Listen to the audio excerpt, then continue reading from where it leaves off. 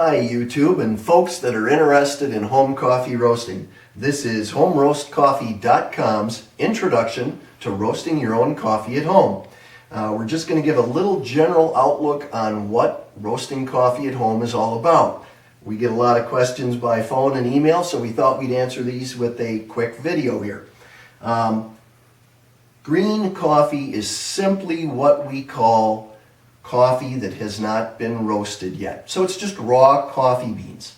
The process of roasting coffee is as simple as popping popcorn for a lot of folks. It can be done in under 10 minutes and supply enough coffee for about a week.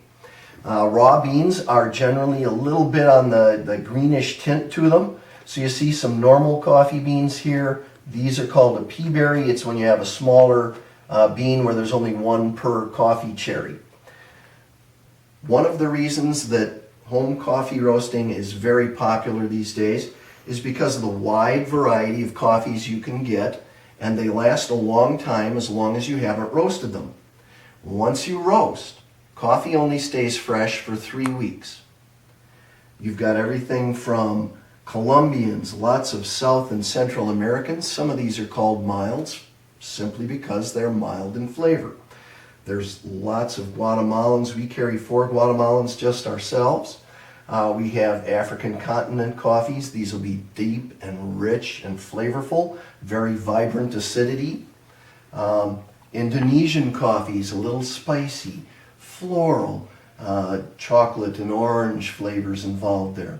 We carry 3 different decafs, so you have a different flavor depending on which decaf you'd like to try. Unique coffees like our Australian. We carry 2 different Australians, so you can get to try something that isn't normally on a shelf.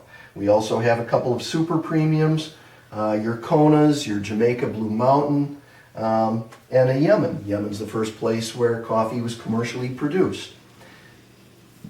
So now that you've got a basic gist of coffees, some of the things that you probably have at home already that we use for coffee roasting. If you have a colander, most folks have that for draining your noodles. Metal ones we seem to prefer over the plastic because the beans are hot when you roast.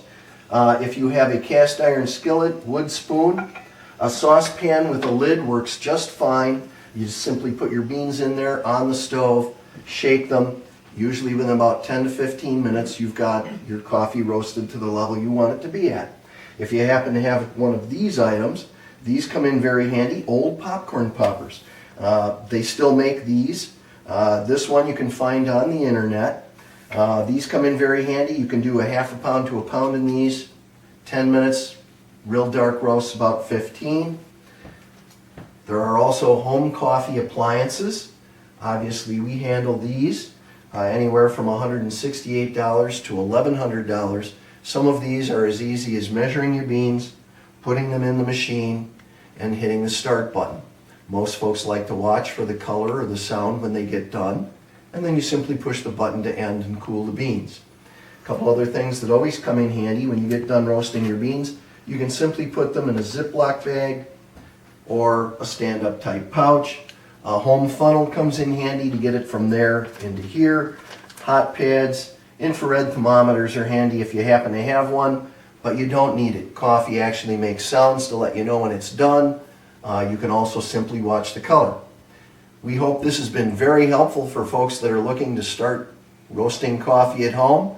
Please like our video if it was helpful to you, and follow us on YouTube. HomeRoastCoffee.com. Thanks you very much.